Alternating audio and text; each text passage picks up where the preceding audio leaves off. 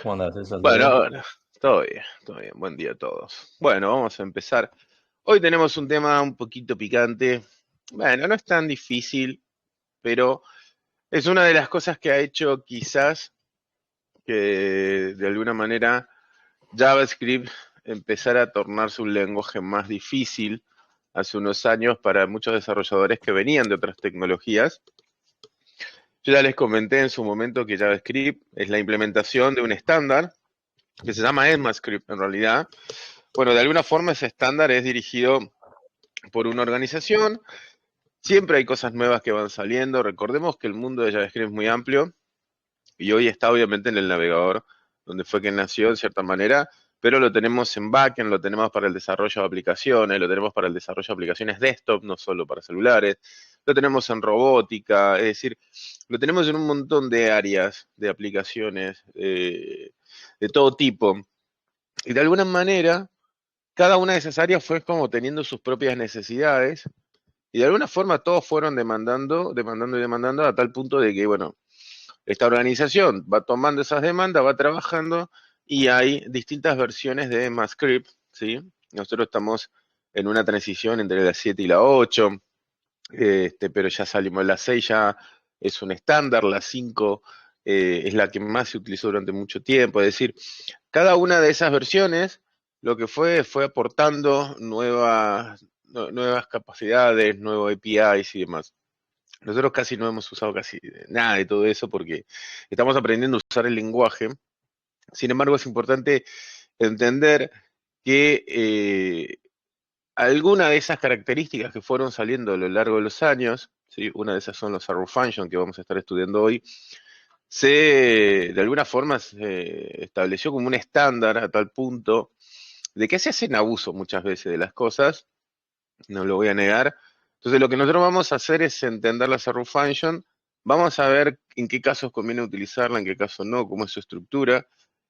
Genera mucha comodidad a la hora de programar, pero también genera un poco de confusión si no somos prolijos, como todo. Entonces vamos a empezar. Como siempre saben, siempre les digo, si ustedes tienen dudas, tienen alguna cosa muy puntual, para eso está, bueno, ChatGPT, que en este momento lo veo roto, no pasa nada y se arregla rápido, faltaba loguearme. Siempre tienen ChatGPT para hacer las consultas, que obviamente siempre recomiendo úsenlo, es increíblemente bueno.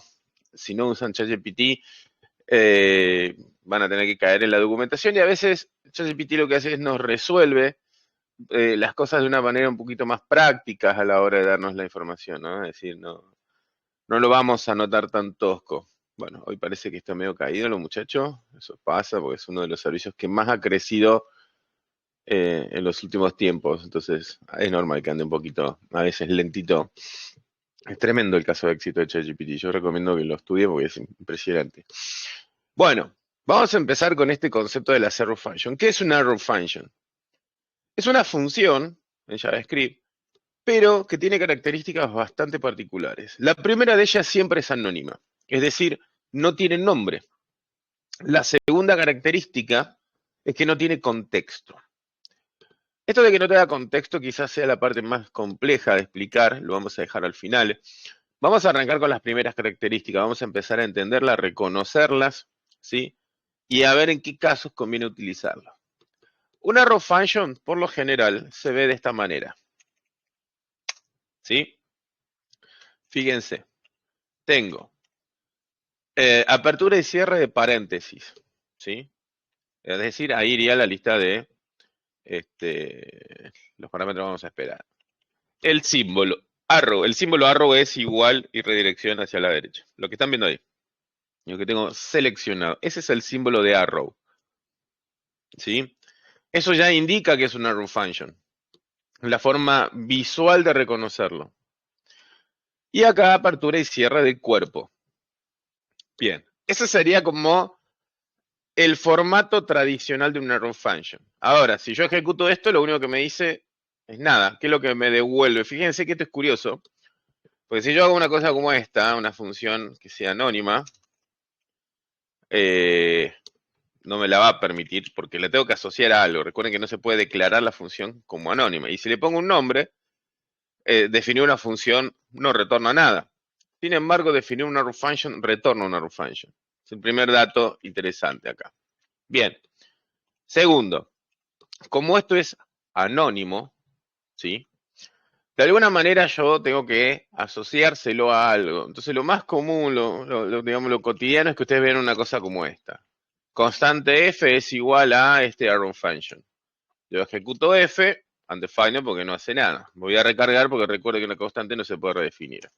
Acá voy a retornar, por ejemplo, no sé, through. Limpiamos la consola. Ahí está. F, ejecuto igual a through. Es decir que estoy usando el arrow function, definí una constante cuyo valor es igual a un arrow function. ¿Tiene alguna ventaja hasta ahora comparado con una función normal? No, pero ya vamos a ir viendo.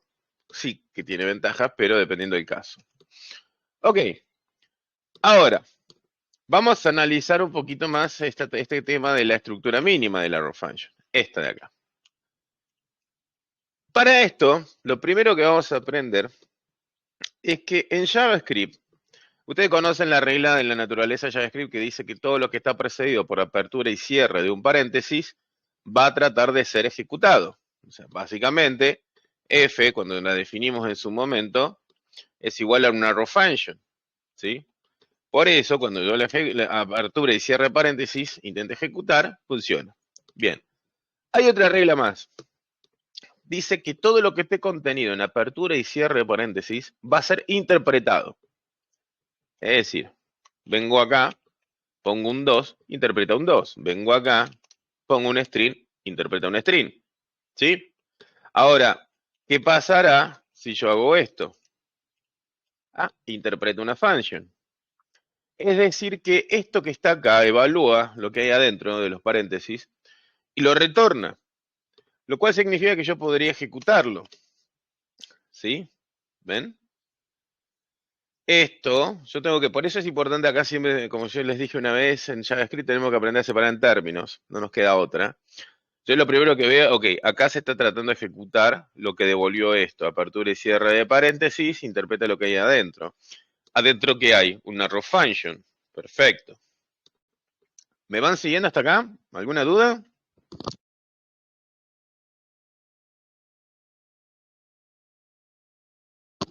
Bien. Entonces, ¿cómo podemos autoejecutar una row function sin necesidad de asignarle una constante y después ejecutar la constante? Bien, a través del uso de encerrar la expresión adentro de paréntesis y después ejecutar la expresión. ¿Sí? Ese sería el camino. Ahora bien, el tema de los arrow functions es un poquito más complejo, entre comillas, porque tiene características propias. Una de ellas es que cuando lo definimos, estamos asumiendo acá, por ejemplo, el cuerpo. Es decir, estamos abriendo y cerrando los paréntesis porque estamos indicando que tiene cuerpo. Ahora bien, y acá habíamos dicho que esperábamos el argumento. Vamos a esperar X. Y acá lo que vamos a hacer en el cuerpo de esta row function es devolver X por 2. Algo bastante fácil. ¿Sí? Ahora bien, esto obviamente yo lo declaré y quedó en el limbo. Primero porque no tiene nombre, es anónima, las arrow functions siempre son anónimas, nunca van a tener nombre. Y al haberla definido y no asociarlo a nada, obviamente se perdió. Vino el recolector de basura y se lo llevó. Entonces lo que voy a decir es no, entonces lo voy a declarar adentro, ¿sí? De paréntesis para poder ejecutarlo. Ahora bien, cuando yo, ¿esto qué me va a devolver? Está dentro de los paréntesis y me va a devolver esta arrow function. Esta arrow function espera un argumento X, el cual obviamente voy a tener que pasar. ¿Sí? Es decir, esto devolvió esto, una arrow function, el cual espera X. ¿Qué retorna la ejecución de esto? X por 2. Al ejecutarlo, obtengo un 12. ¿Me van siguiendo? Sí, se usa mucho eso de dentro de una función, o dentro de los paréntesis, hacer una función, una arrow function totalmente anónima. Las arrow functions primero siempre son anónimas. Segundo, sí se usa bastante para hacer autoejecución. ¿Sí? O sea, de esta manera estoy autoejecutando lo que acabo de definir. No necesité ni definir una función común con un nombre y después llamarla por su nombre. Es muy común sobre todo cuando desarrollan librerías para frontend, ¿sí? Ok. Así que es más común de lo que ustedes creen. Claro, yo Ahora, normalmente la veo escrita sí, con nombres, o sea, le asignan un nombre generalmente. claro, pero esas son funciones comunes, no Ok. arrow functions. A lo mucho, lo que sí podés ver es una cosa como esta. Voy a cambiar acá, const f igual a esto, f y paso el 6. Sí. Esa sería la alternativa. Defino una constante f y le asigno una x. ¿Sí? Bien, continuamos. Como les estaba diciendo, apaguen los micros, chicos, si no llega ruido. Eso es importante.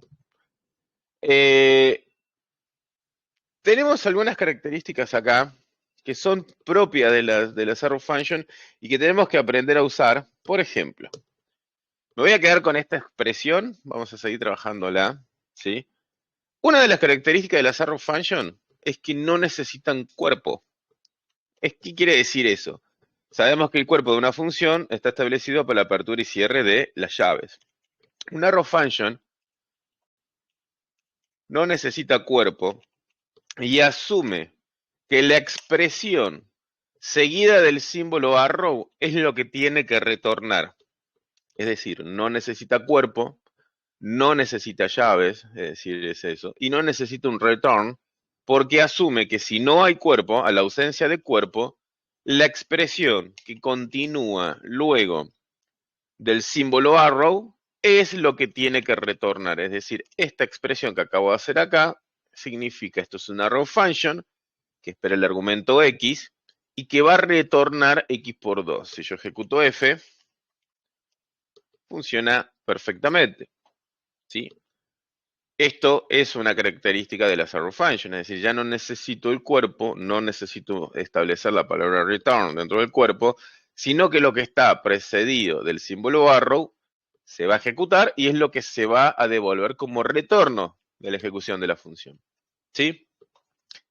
¿Qué otra característica tiene esto?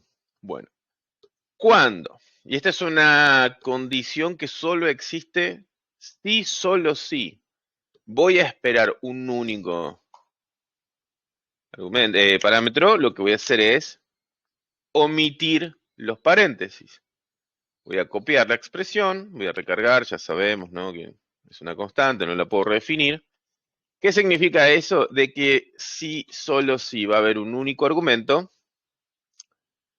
¿sí? No necesito los paréntesis. Por ende, esto funcionaría sin ningún problema. ¿Sí?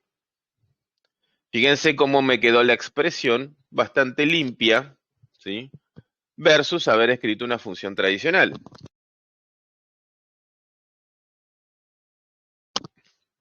En pocas palabras, si yo quiero transformar esto, ¿sí?, en una función tradicional, haría una cosa como esta. ¿Correcto? Defino la función m, espera x, retorna x por 2. Bueno, esto se puede simplificar simplemente con esto. ¿Sí? Es exactamente lo mismo, no cambia en nada. Seguramente, ¿sí?, al verlo de esta forma, empezamos a decir, bueno, ok, es fácil, es mucho menos línea de código, hasta ahora más o menos viene bien. ¿Qué pasa? Vamos a empezar a analizar las distintas excepciones. ¿Qué pasa si no tengo argumentos?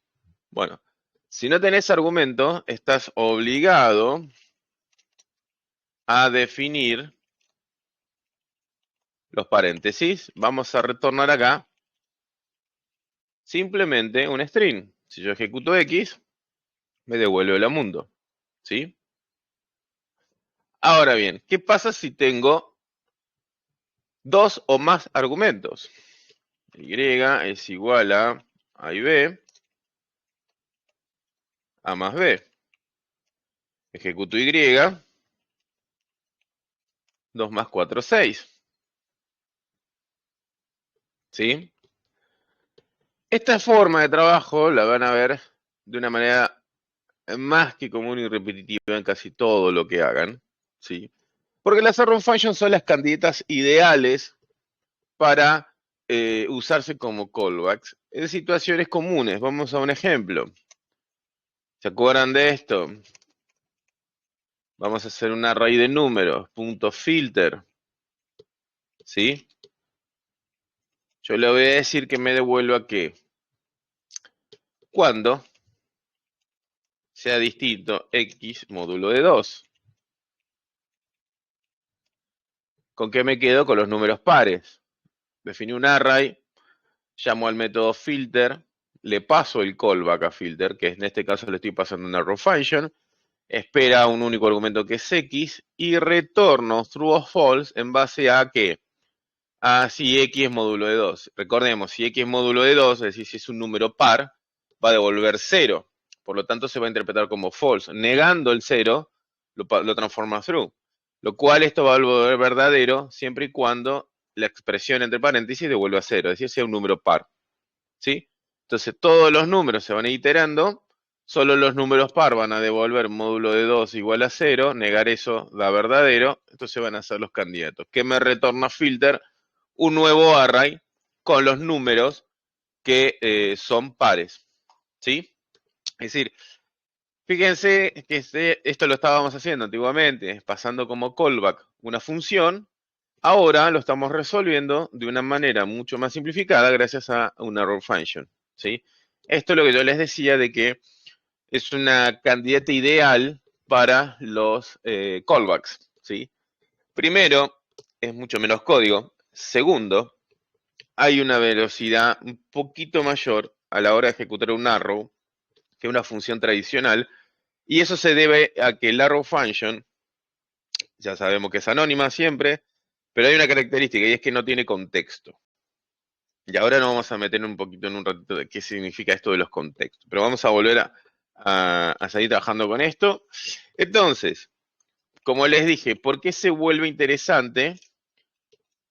Porque aprovechando características que vamos aprendiendo, como que todo lo que esté comprendido adentro de un paréntesis va a ser evaluado, o sea, esto devuelve una row function, y la ejecuté y le pasé el argumento x que esperaba, entonces, ¿qué devolvió? Devolvió automáticamente 10. Es sumamente útil y poderosa, ¿sí? Sobre todo porque es una expresión muy pequeña y nos permite, digamos, simplificar código.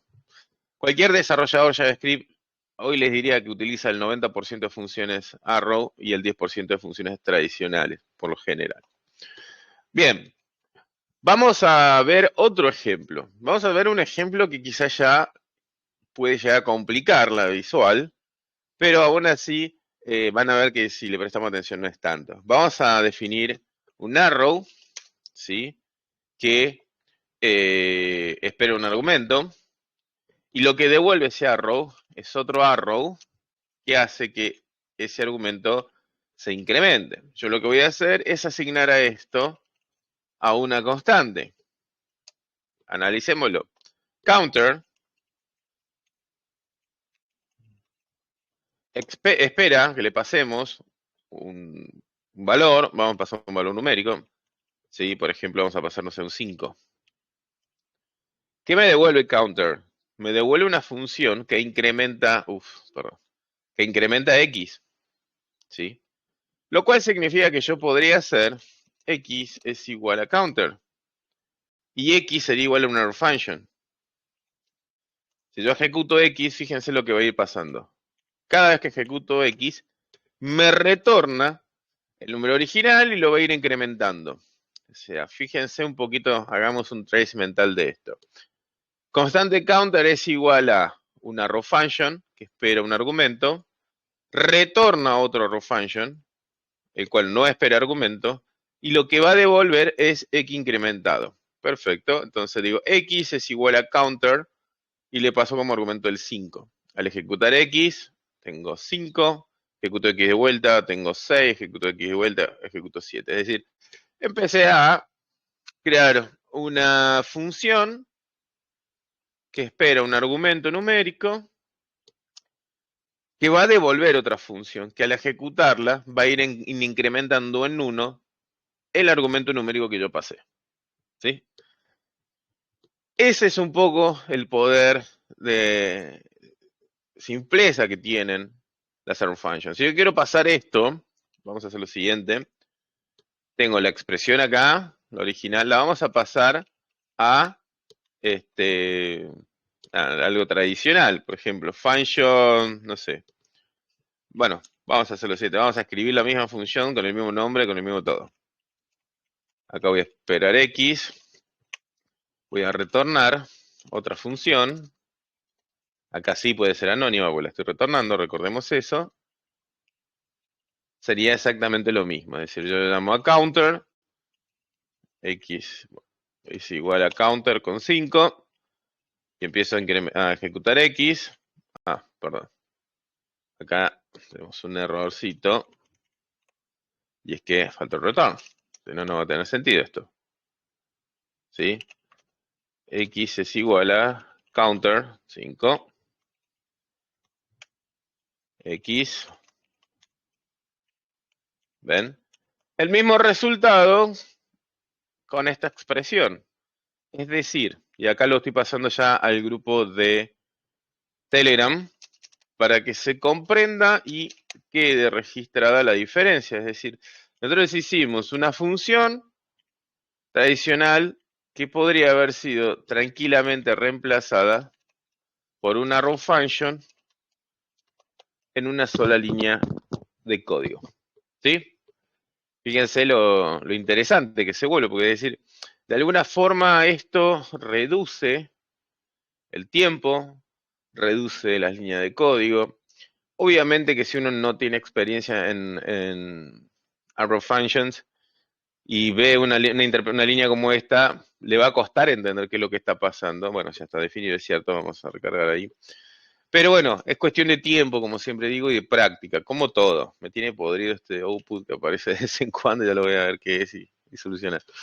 Bueno, hasta acá, fácil me parece, práctica, como les dije. Van a ver que, claro, al poder combinar arrow functions, el hecho de que sin el cuerpo devuelve automáticamente lo que está precedido del símbolo arrow, se puede volver una locura decir esto, que devuelva esto, ¿sí? Que adentro, por ejemplo, te devuelva esto, que en su interior puede tener esto, que adentro devuelve un objeto con una cosa como esta, y que a la vez esto pueda estar encerrado en una expresión, ¿sí?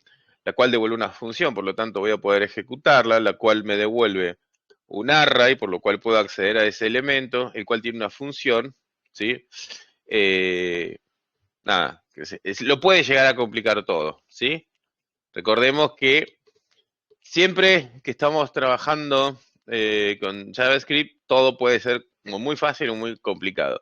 Esta expresión es totalmente válida, como les dije, hay que entrenar el ojo y hay que separar en términos, no nos queda otra. Lamentablemente es el único path válido para poder aprender JavaScript. Si yo miro esto, tengo que separar en términos. Acá estoy ejecutando la posición 0 de este array, el cual fue devuelto por la ejecución de algo, el cual fue devuelto por la ejecución de algo, el cual fue devuelto por esta expresión, que en su interior tiene una arrow function, que retorna otro arrow function, que retorna un array, fíjense, que adentro tiene una arrow function que retorna nada, porque esto es lo que yo les quería hacer hincapié. Fíjense acá, acá uno pensaría, retorna un objeto. No, no retorna un objeto. Eso es cierto. Acá hay un tema. Esto es cuerpo para la arrow function. Si yo quiero que esto funcione y retorne un objeto, acabo de aprender que lo que está dentro de qué? De los paréntesis va a ser interpretado. Entonces ahí sí va a retornar un objeto, ¿sí? Y esto es importante porque es algo muy común que una arrow function retorna un objeto y de repente nos damos cuenta que, hey, ¿qué es lo que está fallando? ¿Por qué no me devuelve un objeto? Y no te devuelve un objeto porque las llaves indican cuerpo de función. Entonces, si vos querés que te devuelva un objeto, va encerrado entre paréntesis. Es una expresión un poco compleja, quizás al principio de entender, lo sé, pero práctica. Componemos en término, como acaban de ver que hice, y va a ser mucho más simple. Esa es la realidad.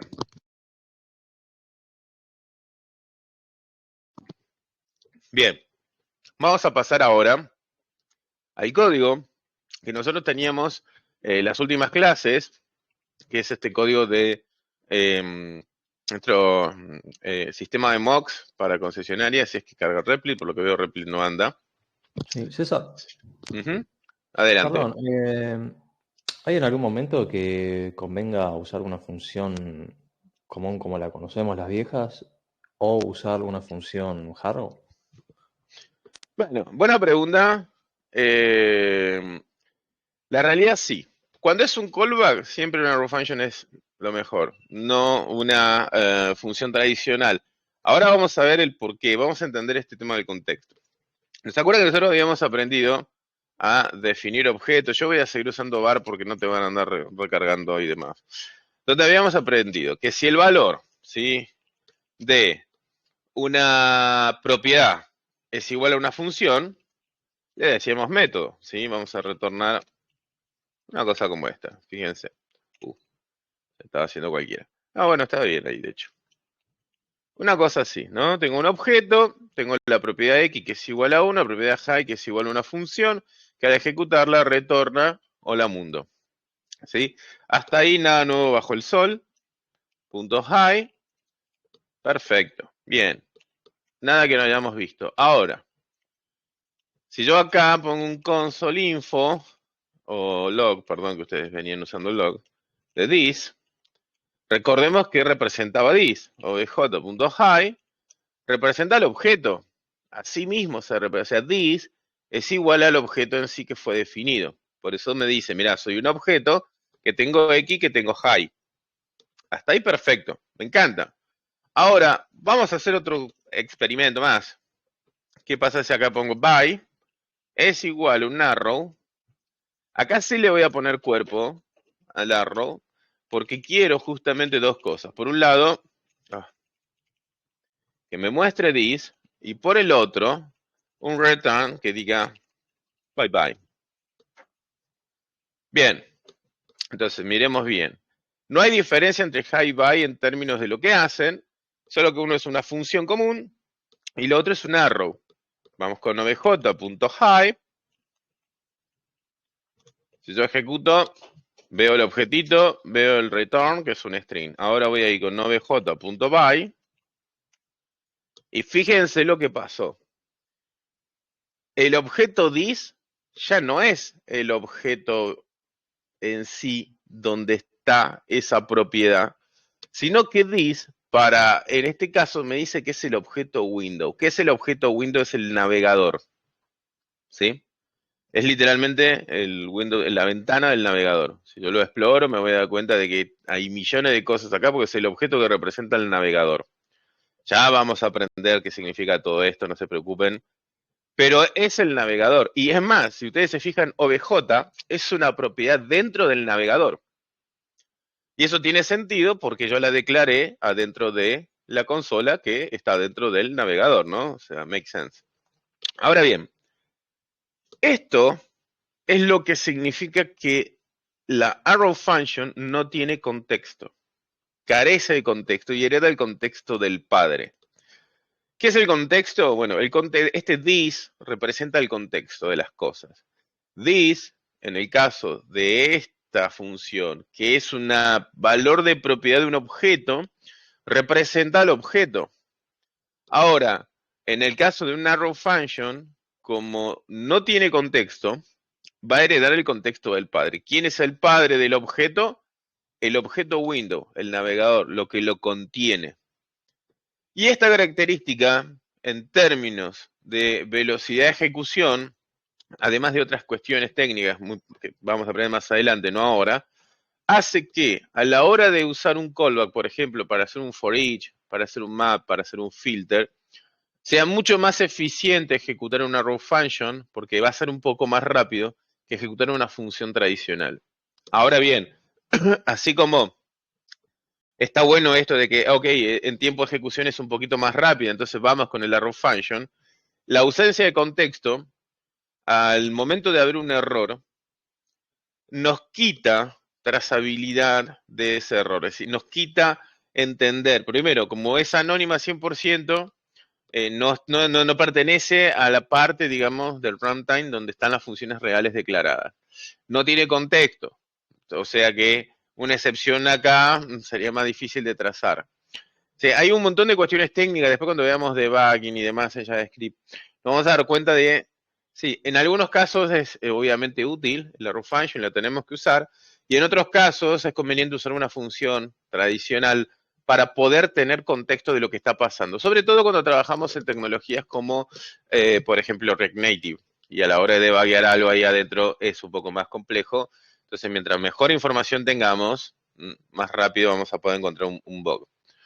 Bien, esto ha sido básicamente la introducción a las Arrow Function. Vamos a trabajar muchísimo a partir de ahora con ellas.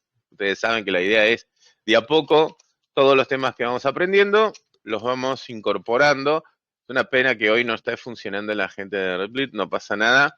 Pero lo que vamos a hacer mañana, sí, obviamente, es con todo lo que acabamos de aprender, modificar nuestro código para que soporte las arrow function, modificar los callbacks que teníamos como función por arrows, etcétera, etcétera. Así que bien, esto ha sido todo por hoy. Espero que hayan aprendido, que les haya gustado. Muchas gracias por estar, como siempre digo. El video va a ser subido a YouTube y obviamente al canal, como siempre.